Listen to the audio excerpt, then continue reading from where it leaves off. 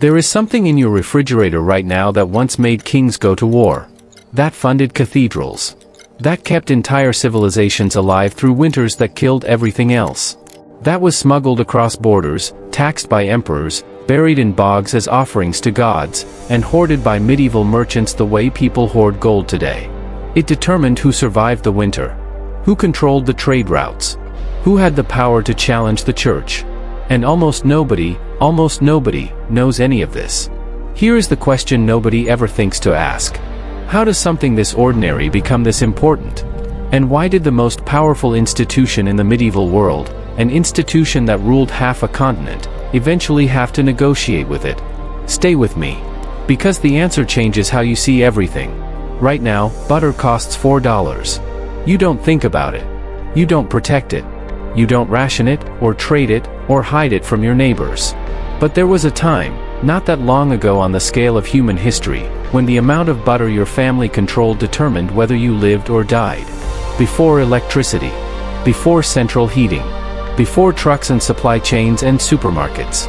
Winter in Northern Europe wasn't an inconvenience. It was a slow countdown.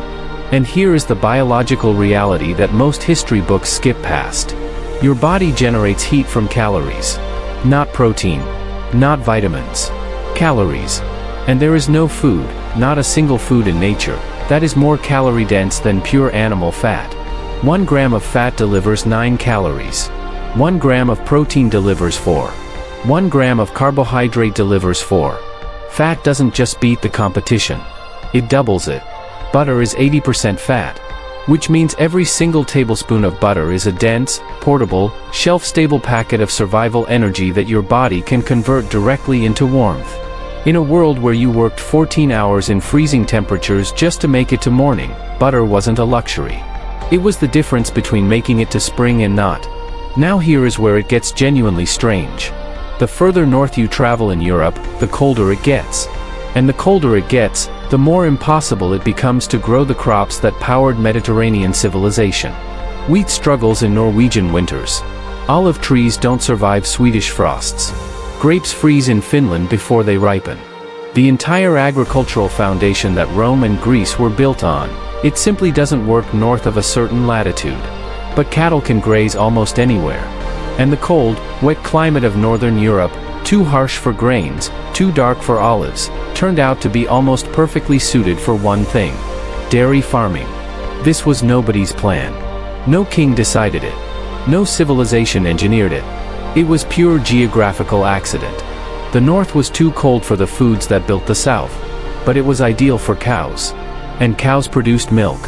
And milk, when you know what to do with it, becomes something that can be stored, traded, taxed, and fought over for 6,000 years. In the south, the dominant fat was olive oil. Light, plant-based. Perfect for warm climates. In the north, beyond the Alps, beyond the Rhine, beyond the limits of where olive trees could survive, there was only the cow. And everything that came after, the trade empires, the political revolutions, the church confrontations, the wars, every single thread leads back to that one geographical line. Olive oil on one side, butter on the other. But here is what I haven't told you yet.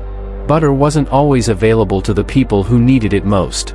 Because before butter could save Europe, before it could fund cathedrals and build trade empires, it first had to be discovered. And the way it happened? One of the most bizarre accidents in the entire history of food. 6,000 years ago. Go back 6,000 years and the world you know simply does not exist. No Rome. No Greece. No written language. No recorded history. The Pontic steppe, the vast grassland running from what is now Ukraine all the way east into Central Asia, is home to one of the most consequential cultures in human history. A culture that almost no one has heard of. Archaeologists call them the Yamnaya. They were nomadic herders. They didn't build cities. They didn't write things down. But somewhere between 5,000 and 6,000 years ago, they made a decision that quietly rewired the genetics of an entire continent. They started keeping cattle. Not for meat. For milk. And this is where the story gets medically strange. Because here is something almost nobody knows. Adult humans are not supposed to be able to digest milk. Lactase, the enzyme your body needs to break down lactose, is designed to switch off after infancy. This is true for virtually every mammal on Earth, including us. Most of the adult human population alive today is, technically, lactose intolerant. That's not the exception. That's the biological default. But somewhere on the Eurasian steppe, a mutation appeared. A single change in a single gene, one that kept the lactase enzyme switched on into adulthood. And in an environment where a bad winter could kill your entire family, the ability to drink the milk of a living animal you didn't have to slaughter first? That wasn't just useful. That was a survival superpower. The mutation spread through northern and western Europe with extraordinary speed. Not because anyone understood genetics. Nobody did. It spread simply because the people who carried it survived winters more reliably, had more children. And those children carried the same gene. Within a few thousand years, lactase persistence had become the biological norm across northern Europe. The genetics of a continent, rewritten by a single winter on the steppe. But none of that explains butter. And this is the part that historians almost never tell properly. Because butter wasn't invented. Nobody sat down and said, what if I took milk and agitated it until the fat separated? Butter was discovered. By accident. While someone was riding a horse. Nomadic herders carried milk in bags made from animal stomachs and hides. It was the most practical container available, lightweight, flexible, airtight. And as they rode, for hours, sometimes across multiple days, the motion of the horse was constantly agitating that milk. Rhythmically. Relentlessly. The same motion, repeated 10,000 times, that a butter churn replicates. The fat globules in the milk began to cluster together. The water separated out. And when the rider finally stopped, tired, thirsty, reaching into the bag for something to drink, they found something else entirely. A pale, dense, rich solid clinging to the inside of the skin. Something that had never existed before. Something that had never been made before. Butter. And here is what makes that moment extraordinary. It wasn't just food. It was storable food. Calorie-dense, fat-rich, storable food that lasted through seasons. For a nomadic people living at the edge of survival, that accidental discovery was worth more than almost anything else they possessed. We know this wasn't myth. We have the evidence. In 2009, excavations in Poland uncovered ceramic strainers dating to around 5,500 BCE. That's 7,500 years ago. Chemical analysis of the residue inside the clay showed traces of milk fat. These weren't storage vessels. They were dairy processing equipment. People were actively separating milk into different components, and that means butter, thousands of years before anyone thought they were. But the discovery that stopped researchers cold, the one that proved how seriously ancient people took butter, came from somewhere completely unexpected. The bottom of a bog. In the peat bogs of Ireland and Scotland, archaeologists have now recovered more than 270 separate deposits of ancient butter. Some of them over 2,000 years old. The oldest found so far, a wooden container packed with what can only be described as prehistoric fat, dates to approximately 3,000 years ago. Perfectly preserved by the cold, oxygen-starved environment of the bog. Researchers at University College Dublin analyzed one of these deposits. The fat was still chemically identifiable as dairy butter. 3,000 years old. Still butter. Some scholars believe ancient communities buried their butter in bogs deliberately, using the cold, acidic environment as long-term refrigeration. Others think these were ritual offerings. Wealth surrendered to the earth. To gods who needed feeding. Either way, the conclusion is inescapable. For thousands of years, butter was important enough to bury. Important enough to offer to gods. Which means it was important enough to fight over. And once the most powerful institution in the medieval world decided it had an opinion about butter, the fight it started would reshape the entire economics of Northern Europe. Medieval Europe wasn't governed by kings alone. For most ordinary people, the institution with the most power over their daily lives wasn't the crown. It was the church. And the church had rules. Extremely specific rules. About what you were allowed to eat. Lent, the 40 days of fasting before Easter, prohibited meat, eggs, and all dairy. In the Mediterranean world, this was manageable. Olive oil was available. Fish were abundant. Fresh vegetables grew through the mild winter. But in Northern Europe? In the Scottish Highlands in February? In Norway in March? The Lenten calendar didn't care that olive trees didn't grow there. The rules were the same. And so Northern Christians faced a theological problem that was also a biological one. Give up dairy during Lent, the coldest, most dangerous weeks of the year, or sin. There was no olive oil. There were no warm water fish in landlocked regions. There were no fresh vegetables growing under 4 feet of snow. What there was, reliably, consistently, essentially, was butter. And the church said, no. For ordinary people, this wasn't an abstract theological inconvenience. It was a direct threat to their survival. And so, what happened next was entirely predictable. People kept eating butter anyway. But they also did something else. They petitioned the church. Repeatedly. Persistently. Generation after generation. And here is where the church made a decision that tells you everything about how power actually works. Instead of enforcing the rule more strictly, they started selling exemptions. Dispensations, official church permissions to break Lenten rules, began flowing across Northern Europe. For a fee. Pay the church, and you could eat butter during Lent without sinning. What began as a pastoral accommodation quietly became one of the most profitable revenue streams in the medieval world. Butter money. Flowing into church coffers across Norway, Denmark, Germany, England, the Low Countries. The scale of this operation was staggering.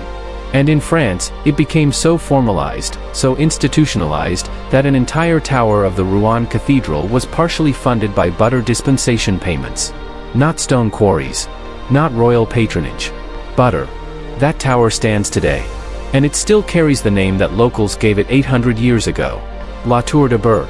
The Butter Tower. A monument of stone, raised to the glory of God, built from the earnings of fat. And this wasn't isolated. Across Germany, Scandinavia, and England, the wealth generated by butter exemptions quietly bankrolled some of the most ambitious building projects in medieval history. The most common food of the poorest people on the continent was funding its grandest architecture. But the church wasn't the only power that figured out what butter was worth. By the 13th century, the Hanseatic League had entered the picture. The great merchant trading alliance of Northern Europe, the most sophisticated commercial network the medieval world had ever seen, looked at butter and saw exactly what it was. A commodity.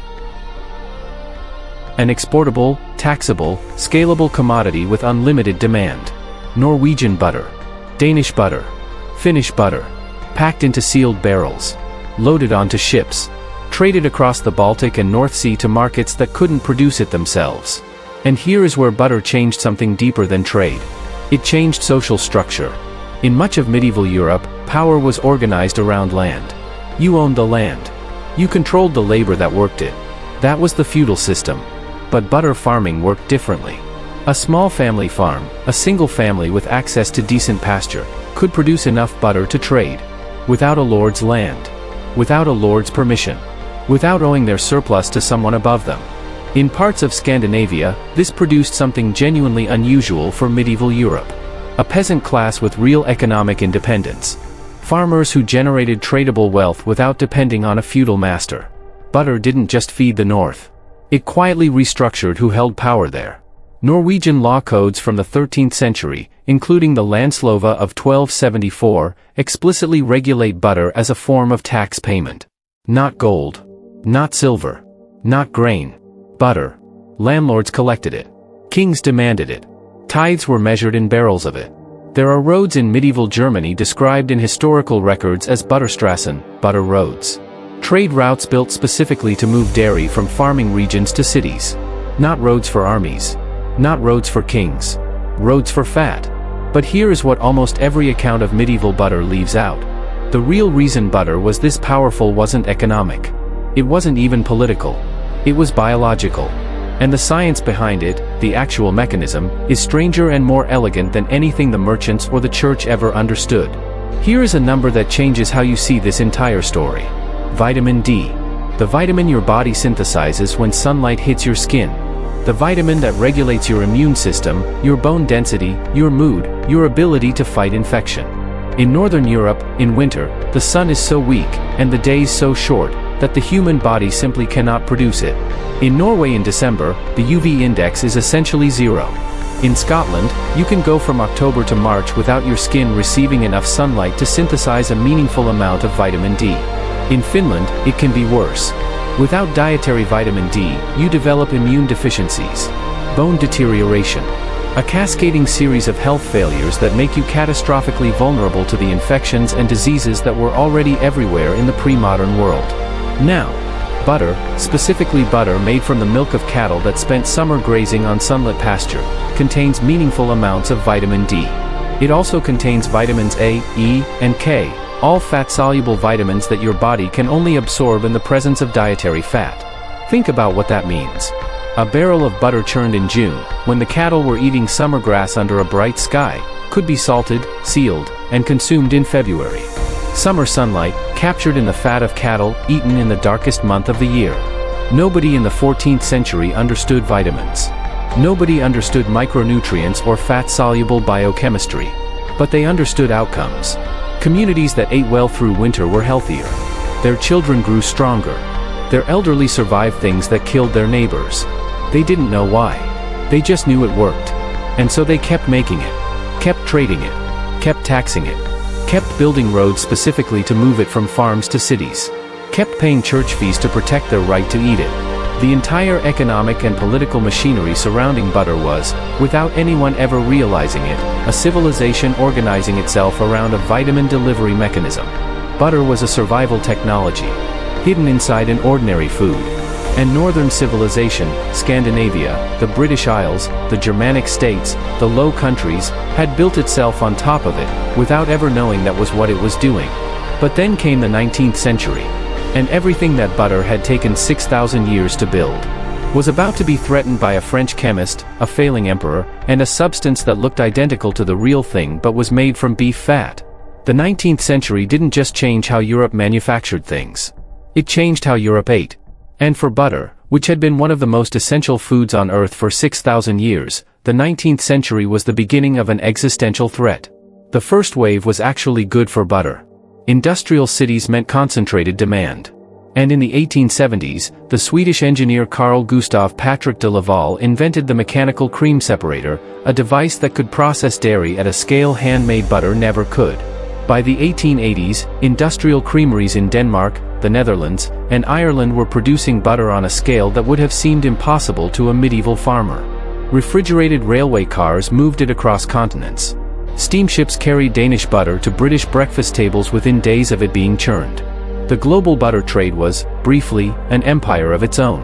And then, in 1869, a French chemist named Hippolyte Mejmouris accepted a challenge from Emperor Napoleon III. France was struggling to feed its growing urban population and its military. Butter was too expensive. It spoiled too quickly. The emperor wanted something cheaper. Something stable. Something that could be produced at industrial scale and fed to soldiers and factory workers without costing a fortune. He offered a prize to whoever could solve the problem. Mejmouris produced a substance made from clarified beef tallow and skimmed milk. He pressed it through animal tissue to give it a texture similar to butter. And for its color, pale, slightly luminous, almost pearlescent, he named it after the Greek word for pearl. Margarine. It was cheaper than butter. It lasted longer than butter. It could be manufactured at almost any scale. And once the hydrogenation of vegetable oils was